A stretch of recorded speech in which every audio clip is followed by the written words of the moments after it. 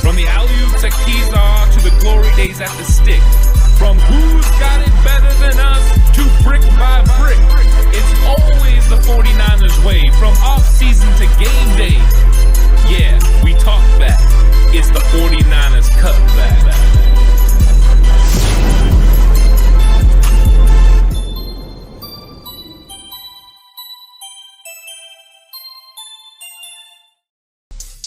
It's 49ers Cutback Podcast time. Welcome to the show, everyone.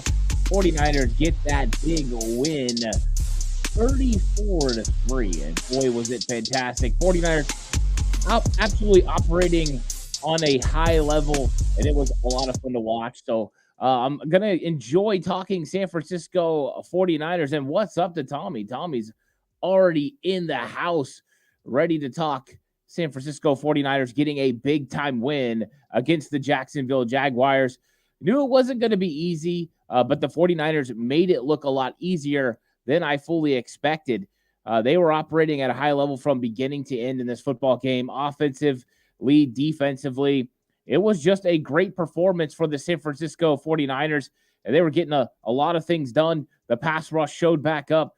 Brock Purdy looked like Brock Purdy, and the offense looked a lot better with Deebo Samuel and Trent Williams back in the mix. Deebo and Trent come back. 49ers score 30-plus points, and this time against a very, very talented defense in the Jacksonville Jaguars. They had been doing a good job of making it difficult for everyone, around the league, and they were a top 6 defense in the entire league, and they did such a great job. And Josh says, "What's up, Ant? Hell of a game." I couldn't agree more. It was a fantastic game. And, they were one of those teams. And what's up to Jess saying so much, Tommy, and everyone excited about this. Randy Daytona says not too shabby Niners. Yeah, it's a good one. And what's up, Randy? How's it going? Randy Daytona says, Ant, how's it going? So let's talk about this game a little bit.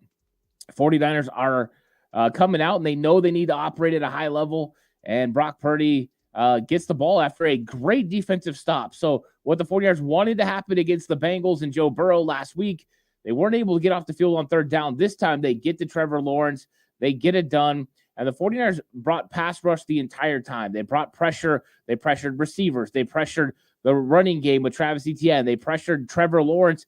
They just made the Jacksonville Jaguars seem out of sorts and uncomfortable. And I think that's the overall game plan every single week.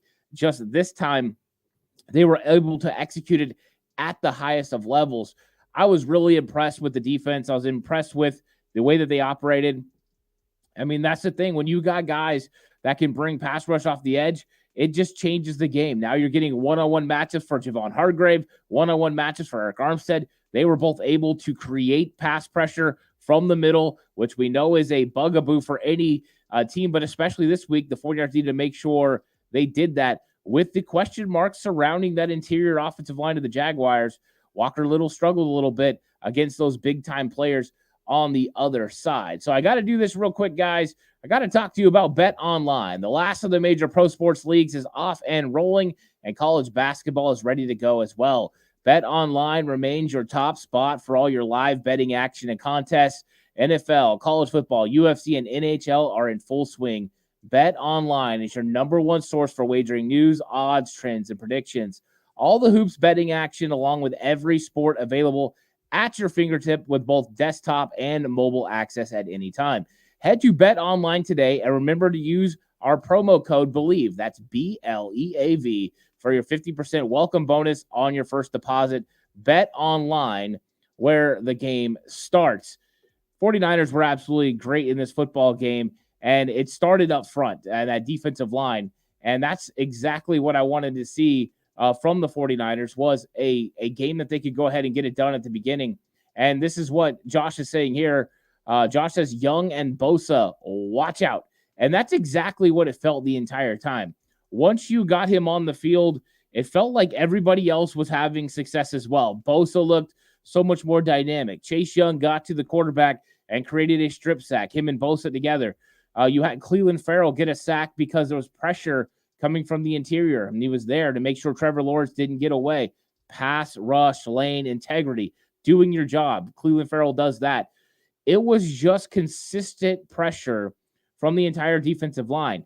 And then when they needed to, Steve Wilks did a very good job of blitzing Jacksonville. And that was one of the keys going into this game was Jacksonville, when they're blitzed, Trevor has to get rid of the football in 2.0 seconds or less to have an opportunity to have a completion down the field. Dre Greenlaw came on a blitz, opened it up for Bosa.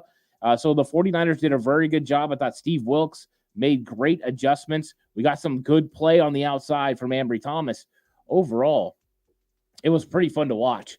And that's one of the things that, I think we want to see from week to week. And here comes David Campbell. He says, offensive line is the weak point now. You agree. I think the offensive line is somewhat an interesting thing because I think there are moments that they struggle. I don't think that it's a consistent struggle. I think they're just moments that they have weaknesses here and there. They were going against a couple good pass rushers today, mainly Josh Allen. I do expect Trent will get back back to normal here pretty soon. He'll knock the rust off. He'll get more and more healthy with that ankle, and we'll see the offensive line continue to take an uptick. But I do think there are times where the offensive line struggles. And right now, teams, and you could go back and watch the Jaguars, they normally run a too high safety look. They normally keep everything underneath them. But they came up with a mindset of stopping the 49ers run, putting the onus on Brock Purdy to beat them. And Brock Purdy said, okay, bet. And he did. He went out there and beat him. He threw the big, deep pass to George Kittle. That was huge in the second half. So I do think that there are some things the offensive line needs to continue to work on and get better. But, I mean, now we're talking about that being the weak point, and I don't think it's like something hugely drastic that they can't overcome. The 49ers have found creative ways to overcome before, and I think John Feliciano did a pretty good job. I can't wait to get into the All-22 film this week and break it down, but I thought he did a good point. But if we're talking about overall team, it's got to be the weak point because everywhere else, the 49ers just feel like they're getting more and more solid. I think question marks about the corner opposite of Charvarius Ward still there, even though Ambry Thomas played really, really good. WTM in the house says that felt good.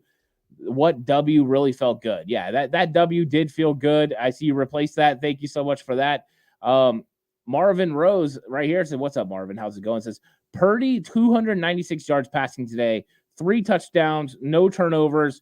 That was one of my Wild That's Bold predictions this week, that Brock Purdy would not turn the football over at all, even though the Jacksonville Jaguars were one of the best at creating turnovers. They had 18 turnovers created on the season.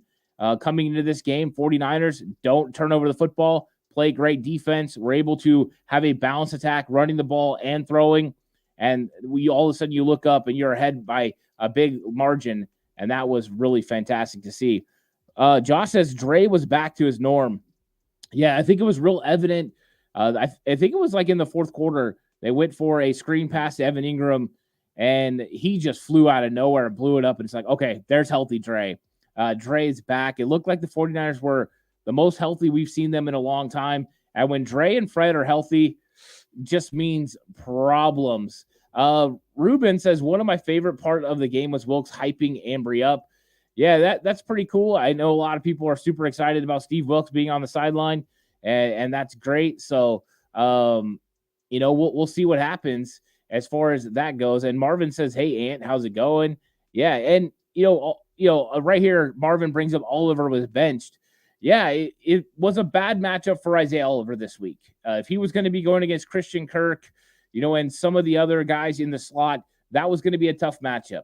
And so the 49ers had talked about this early in the season when they came out in Pittsburgh, when they came out against the Rams. What they were trying to do was move Deommodore Lenoir to the nickel and then play Ambry Thomas outside. They kind of went back to that formula in this game. I don't know if this is the end of Isaiah Oliver as far as seeing him on the field. I still think he's very good against the run. So I think we might see kind of what Steve Wilks envisioned at the beginning, where he does play more of the big nickel or the Buffalo nickel type role and play him against the bigger slot receivers where they don't have a change of direction advantage over him. Now, Deommodore Lenoir still had some struggles in the slot, but a lot of the reason he did is we've talked about this 49ers defense, it just makes it difficult to play slot. The there's just so much pressure. That slot fade is a problem. I thought Debo did a pretty good job. I think there were some opportunities for him to maybe make a little bit better tackles. But overall, I thought he did a good job of running with those guys. And I'm not going to harp on him because that's just a tough position to play. He got picked on the one that was the slot fade. That's not on him. The referees went ahead and let them get away with a little bit of a hold. I know Moose Johnson tried to say, well, it's within the 1 yard, but you still can't hold. So I think that Demo did a pretty good job, and I expect him to get more and more comfortable the more he's expected to play. And then I wonder, next week we could see the potential activation of Sam Womack, and then the 49ers secondary and cornerback room could get back to full strength for the first time all year long. And that's what Marvin's saying here. Lenore needs to tackle better. And I think that Lenore, that has been one of the question marks about the nickel position. It started last year when they went with Sam Womack in the first 2 games. He struggled as far as physicality, tackling, run fits, which is so important. That nickel corner has to be like a third linebacker in run fits, but also able to cover in space. And that's really tough to find a guy that can do that. And we saw that Womack wasn't that guy. Now you got Deommodore Lenoir. He is a hyena. He's normally a very good tackler. I would say Isaiah Oliver is a better tackler than Deommodore Lenoir, but you got Lenoir as a better cover guy. So it's that give and take. Maybe it's matchup to matchup each week. We'll see how it goes. But when it comes down to it, Lenoir played good enough for the 49ers to win. I thought he looked good at times. And then I thought times it looked like the typical 49ers nickel corner situation, whether it was K1 Williams, Jimmy Ward, Isaiah Oliver, Sam Womack. You just can get beat sometimes. It's a tough position to play in the NFL. And so they're going out there and Boston every single time. And Josh says Bosa, Bath Baker.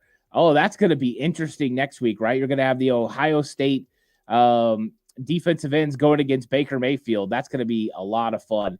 David V in the house says hashtag TCC. And then David V says, Ant, where did you get that hat? I believe I got this. I think I got this from NFL Shop. You know, I got it a while back, and I like to sport it from time to time. And so I decided today was kind of that day. So yeah, I just got this from NFLshop.com. I usually try to catch, you know, when they come out right away. If not, they get sold out. So who knows if they're still available? It's hard to get hats sometimes. But yeah, that's where I got it from. So 49ers come out and they beat the Jacksonville Jaguars. And, you know, it's kind of got mentioned that Tampa Bay's coming up next. And we'll get to Tampa pretty soon during the week. But I think there's some things to be highlighted in this game.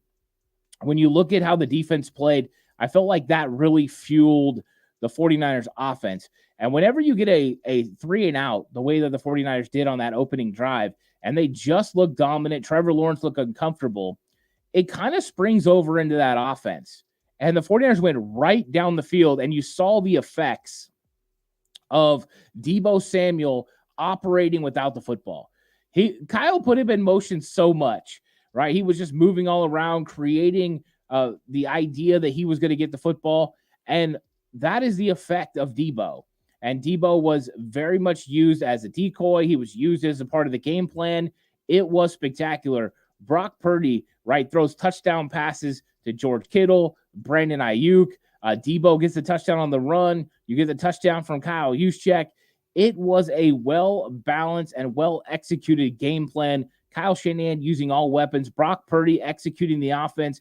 Juwan Jennings had a catch. There was just so much in this game where you saw positive plays from a multitude of 49ers playmakers, and that's ultimately what makes defenses cry, because when you have to prepare for all of these players at one time, what it does is, like we've talked about before, it starts opening up things. You have to guard every inch of grass horizontally, vertically. Next thing you know, and with Brock going deep, next thing you know, they're going to play deeper, and that's going to open up the run game for Christian McCaffrey. We saw a little bit of Elijah Mitchell in this game as well. To me, it was everything you wanted from a 49ers win. They took advantage of you on the ground, whether that was with McCaffrey or Mitchell or with Deebo running the ball or getting the ball on counters. Counters to Deebo, counters to Christian McCaffrey, screen passes on the outside of them to put pressure on the defense. It was absolutely fantastic. And Jay Ellie comes through with his membership benefits super chat. 25 months, Jay Ellie. Bravo. So big ups to Jay Ellie. And he says, Ant, keeping it golden, 1 week at a time, 1 W at a time, on to the Bucks. Let's go. Yeah, and I love that right there. I absolutely love that from Jay Ellie. He's saying, hey, let's remember what we got going here. Let's keep it 1 game at a time. And I think that's always a good method to remember, is just keep it going 1 game at a time. So thanks, Jay Ellie, too, for being a member for 25 months. You absolutely rock. Jay Ellie's one of the great ones, and a fellow Knowles fan. Keep getting those dubs, right, Jay Ellie? Maybe we'll get in the college football playoff. WTM says, Coach Ant, what grade do you give Brock Purdy? I'm giving him a solid A. I mean, there was only a couple of plays in this game, where potentially he missed Debo for a touchdown. He had the intentional grounding, which I wasn't a huge fan of, but he did a really good job of taking care of the football, still took chances when he needed to take chances, and made big plays when he was expected to. That first touchdown to Brandon Ayuk was an absolute dime. I mean, when he first threw it, I was nervous. He has been throwing back across the field. He did the same thing to Kyle Juszczyk on that touchdown, but nothing shakes Brock Purdy. This dude is legit. And now you're talking about a guy that is going with 15 touchdowns and 5 interceptions. It's 3-1. I mean, the dude's tearing it up. I think he's just playing at such a high level right now. Came out, he executed the offense. He worked within the offense. He did what he was supposed to do. Didn't try to do too much. Not super Brock, just Brock Purdy. So, I would give him a solid A, WTM. Marvin says Tampa's a good team, and it's a big win for the Niners. Yeah, and the good thing is you get to come home next week and play Tampa Bay, so that'll be good. Josh says Bosa and Young standing in A-gaps was scary. Yeah, you've seen them jump off sides. That's something that you just got to worry about, and I like the creativity. This felt a lot like a D'Amico Ryan-style defense where you just didn't know where guys were coming from. Wilkes went 5 linemen sometimes. He pulled Greenlaw off the field. He put other guys up there. He brought a package in at one point that had a turbo package, is I think what they call it, Bosa, Gregory, Hargrave, and Chase Young. And so you're seeing some mix and match. And proof was in the pudding. They got home. He still brought his nickel blitzes. He brought Dre Greenlaw on blitzes. They showed A-gaps, they bailed, but that's something teams are going to have to prepare for. The other thing I found was interesting, they put Bosa, Armstead, and Hargrave on one side of the center and Chase Young on the other side by himself. And now you have to worry about Chase Young. If you completely slide protect, you leave that tackle one-on-one. I thought it was a great executed game plan. It looked more of what we expect from 49ers defense schematically and overall with the talent executing. So it was a fun game for sure. I was really enjoying that game. And David says, I believe Lenore was a victim of an illegal pick when he got beat on the fade. He was. And so what it is within 1 yard of the line of scrimmage, they're actually allowed to do that. So on my Patreon, I don't know, David, if you watch the breakdowns on the Patreon, I know it's a lot, but we talk about the alignment and spacing on those defensive backs. And in that case, De'Amari Lenore was pressing. A lot of times Isaiah Oliver would back off so that way the rubs wouldn't happen. Within the line of scrimmage, they're going to get away with it. That's what Moose Johnson was saying. I thought that there was a little bit of a hold or a pull by the outside receiver, Calvin Ridley, to open it up for Kirk. But we all saw the same thing. That's definitely, not exactly on De'Amari Lenore unless you're talking about alignment. And I don't know if he had the right alignment because I don't know the play call without seeing the whole field. But yeah, it was something that definitely freed him up. And that's the kind of stuff that's hard when you're playing in the slot. You have to cover the inside a lot of times. You have to cover the outside. And that's why when they get man coverage, it's really tough. And so, yeah, he got caught up in that. Marvin says the 66-yard TD pass to Kittle was a thing of beauty. Under pressure with the pocket collapsing, hit Kittle on the run. So cool. That was the explosive play the 49ers were looking for. And the Jacksonville Jaguars are one of the best at limiting explosive plays in the entire league. They've been playing 2-high safety, tackling underneath, and making teams be perfect against them. While the 49ers, because of the run game and getting the run game going early, Jacksonville went to what everyone else does, single high safety look, run the cover 3, and just make sure that they could try to stop the run. And Brock Purdy said, okay, yeah, I'll stand here in the pocket. You don't get pressure on me right away. He had enough time to get it to George Kittle. And yeah, pressure was right in his face, but the 49ers held up just enough. And I thought that was huge in this football game. You're right. That play was absolutely pivotal to the 49ers' success. David says, it looks like Young was getting the doubles and chips and Bosa was left singled up a lot. This is LOL good stuff. Yeah, I mean, that's it, right? And if they do it the opposite next week and they go after Bosa, then Chase Young has the plays. It's just so tough to stop now. It was a critical move at the trade deadline. W said Chase Young makes us so much better. What grade do you give Chase Young? I think it's going to end up being an A. I want to see how he did against the run, setting the edge, but I think he did pretty good. But I watched him a lot during this game, watched his pass rush technique, how he was putting pressure on, and the impact was felt almost immediately. I think Chase Young is a big A for the 49ers. This trade is going to end up paying the 49ers huge dividends. It could end up pushing the 49ers over the top and potentially getting them to a Super Bowl, which is absolutely fantastic. Marvin says, Ant, did you see the play when Armstead was dinged and then had to go to the bench? The O lineman tripped him. Yeah, I did. I saw, I was kind of watching him. I didn't see the tripping, but I know they pointed out that he was kicked. I think Pam Oliver might have said it, that he had been kicked, and that was the reason. Yeah, so tripping, that should be a penalty. I don't know that the referees were great in this game. They weren't horrible. I thought they, had some misses on both sides.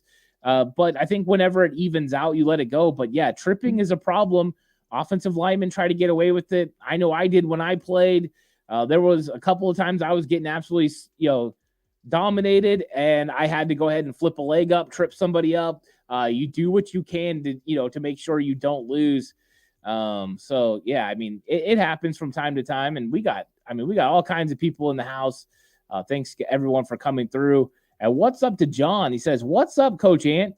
I called that impact of adding Chase Young to this defense. I predicted they would share a strip sack. I was just wrong with the score at 33-23. I think we were all kind of thinking it was going to be a little bit closer than it was, John. But the 49ers defense was back and better than ever. And I thought this was just a staple performance.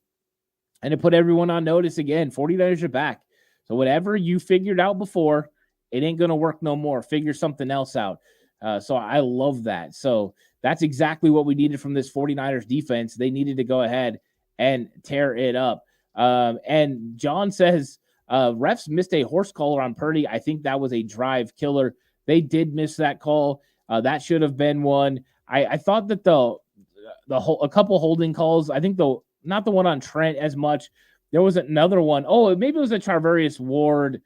They got him with the illegal contact. I thought that was really lame on the outside. I didn't think that there was a quarterback, the roughing the quarterback. I didn't think that was a real penalty on Bosa. I mean, Trevor Lawrence landed on top of Bosa. Like, how is that a penalty?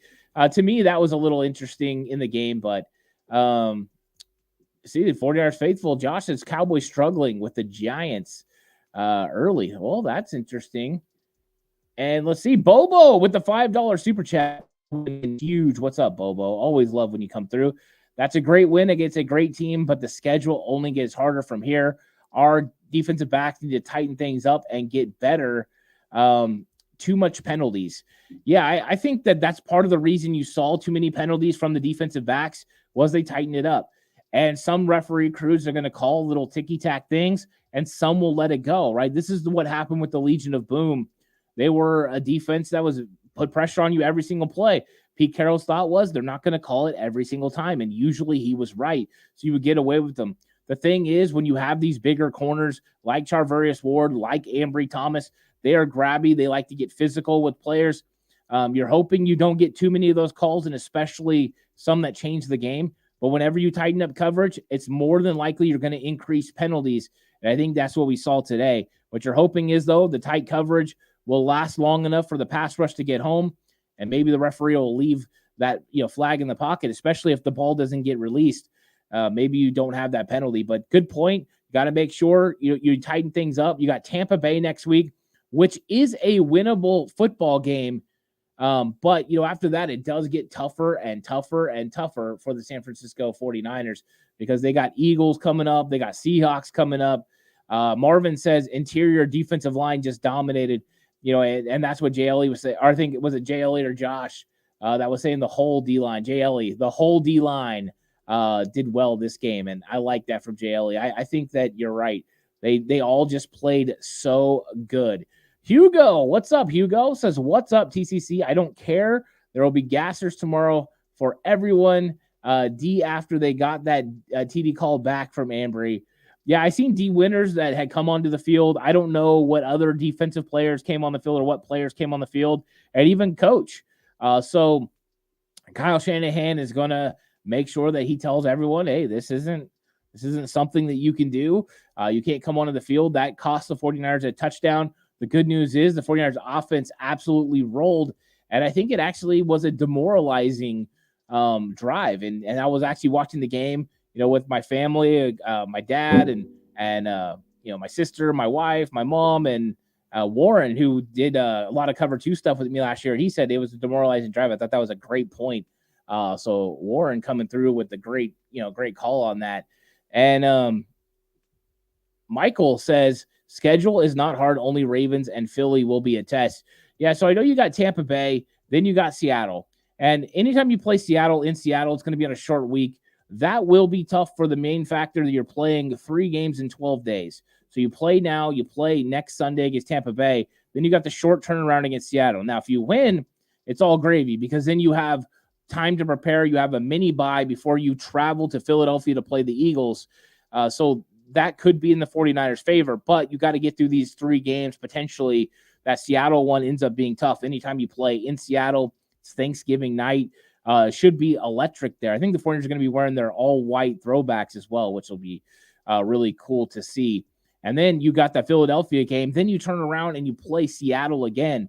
If the 49ers come through that stretch and for any reason go undefeated or only lose 1 game, they're going to put themselves in a tremendous spot to not just win the NFC. Well, they will win the NFC West, but a tremendous spot to win the NFC West and potentially close the gap on the Philadelphia Eagles. They beat the Eagles. They could cut it to a 1 game between the two. And that's what the Eagles, they're going to be playing Kansas City next Monday night. They've got the 49ers coming up. They've also got the Buffalo Bills coming up. They got the Seattle Seahawks, the Dallas Cowboys. They've got a tough stretch as well, so it's going to be interesting. Josh says that Thursday game sucks, and I agree with you.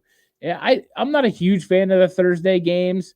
So it's not like my favorite thing, but, hey, everyone's going to be watching. I like the benefit of if the 49ers win, then they get that long break before they play the Eagles. I think that could be beneficial. Marvin says Seattle, a division game, always hard. Yeah, I agree with that 100%. Let's see. David V says, I'll be at the Ravens game for my 60th birthday. Well, congratulations. The Ravens game is, are you born on Christmas Day or just around there? Because I know that game is on Christmas. Let me know, Marvin. David. I'll have to make sure. Wish you happy birthday on that. JLE says Bucks wide receivers versus our cornerbacks is something to watch. Yeah, Mike Evans is something that's usually scary. 49ers did a very good job against that secondary, with that secondary last year against the Bucks wide receivers when they had Tom Brady. But they've got playmakers. Anytime you have playmakers, you have to watch it. It's going to be the same focus as every week. Make sure you stop the run, make them one-dimensional, and then get after Baker Mayfield. And Baker Mayfield will take chances. He will make some stupid plays, and you have to make sure you take advantage of those stupid plays. Josh says, why does Chase Young look so big compared to the guys his size? I don't know, but he does. He looks huge. Now, when you get that starting D-line out there, I mean, Bosa's the smallest guy, and that's crazy to say, but it's true. Marvin says players hate Thursday games. They absolutely do. And David says it will be worth it if the Niners can eat turkey legs on the 50-yard line. There you go. Let's get some turducken out there. Let's do the old Madden tradition and get some turducken. I'd love to see those guys eating it out there.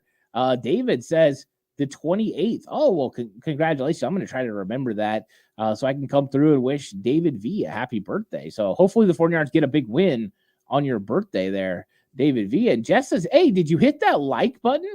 So if you haven't hit the like button, go ahead and do that right now. If you're watching and you're not subscribed, subscribe to the channel. If you're listening on an audio platform, 49ers Cutback on Believe, please rate it and give it a 5-star rating. I really appreciate that. Maybe even leave a review.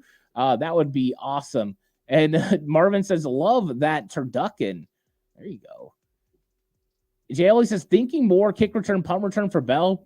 I don't think so yet. I think they're still happy with Ray McLeod because he's been very secure with the football. He still gets a positive gain. But I thought it was nice to get a rep for Bell in this football game just to make sure you have a guy that's capable, because you want to make sure that, if something happens to Ray, he was dealing with something this week, an illness of some sort, that if he's not ready to go, you have a capable body that can handle it. Of course, Willie Snead could have handled it today, so I wouldn't have been too worried about it. But, it's something to monitor. I think Bell, it was cool to see him get in the game a little bit today. Got a little bit of action, made a catch. But I think the 49ers are definitely being, kind of slow with his process and making sure he's available and ready to go. And what's up, Phil? Phil's in the house, says, too bad McCaffrey didn't set a new record. Still an impressive run, though. Yeah, I think everyone was rooting for McCaffrey at that moment, hoping he was going to get that. That would have been the perfect game. You would have been able to get McCaffrey in the end zone. Everyone knew McCaffrey was going to get the ball at that point. It's too bad he couldn't have scored on the reverse on the fourth down play. I think if that would have happened, then he, that would have been the one shot to get it. They tried, they couldn't do it. I like that Kyle did try to do it, but wasn't able to get it done. So Brad Jones says two things. Okay. I want to know what he has to say. It actually jumped on me. Sorry about that. Brad says two things. He said, first thing that really sucked in this game, and we all know what that was. Brad's cracking me up right now. He didn't say the second thing, but what's up, Marvin? Marvin says, all of these announcers on the TV calling games, not one of them compared to John Madden. John Madden and Pat Summerall was just something different, right?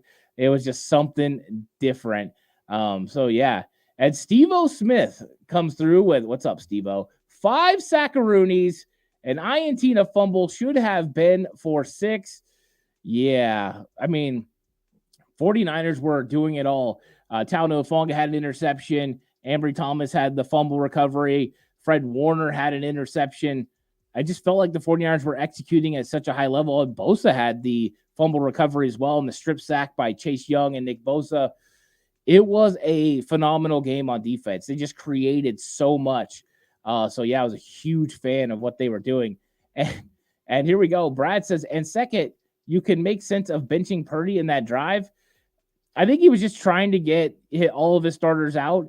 And normally what they'll do, sometimes they'll run their starter out at first. They probably did it just to get out of that situation because they were kind of backed up. And then after that, you just like, okay, we're at midfield. I don't have to worry about anything happening. Let's get the other guys the ball. He had pretty much every backup in. Trent was out. Debo was out. He was just trying to get everyone out. If it was a home game, you would have got a cheer for Brock Purdy when he came out. So that's a lot of times what happens. David says, I think CMC at the end was a terrible decision. You don't anger the football gods. Well, I think people understand this. I know that, old school, thought processes for sure. You don't go ahead and do that. I'm pretty sure Doug Peterson would have understood if the 49ers would have done that. But it's not normally traditionally the way you go about it. With the amount of time that was left, I don't think it was too bad. I think when the 49ers got the punt after that with 2 minutes left, after the Jaguars had already put in Beathard and everybody else, that one would have been really bad. But I kind of wish, if they were going to do it, they would have done it earlier. It's just unfortunate.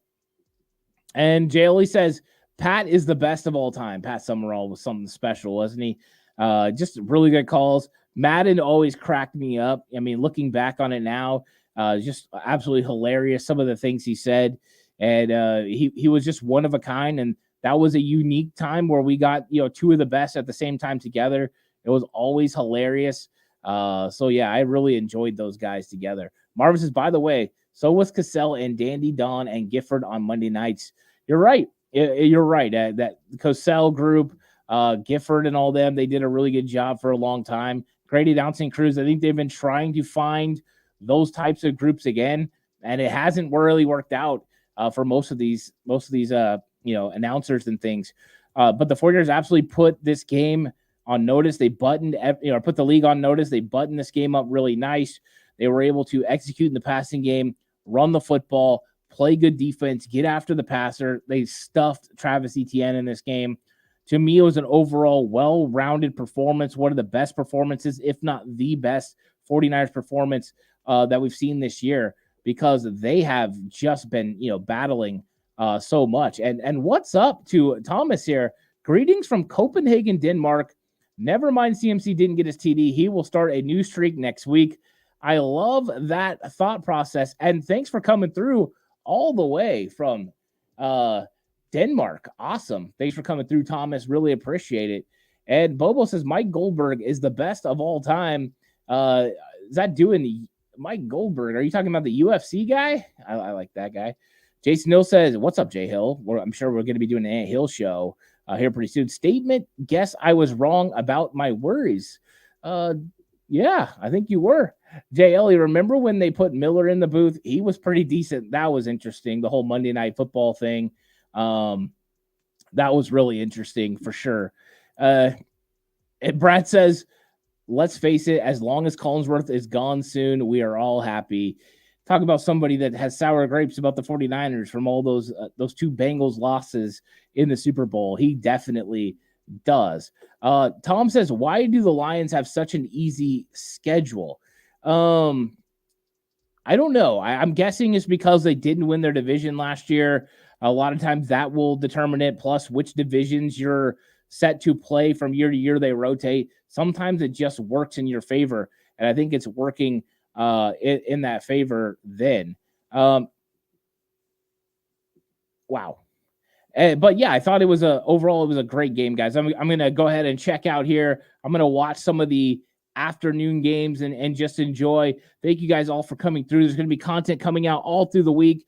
I hope you guys will come and join me for some of that content. If you have Patreon, all 22 film breakdowns will be going on over there, of course, and other content as well. So come through, check it all out. I hope you guys all will. This episode, of course, brought to you by Bet Online, where the game starts. Catch you guys in the next one. Until then, stay safe. And remember, the right way is always the 49ers way.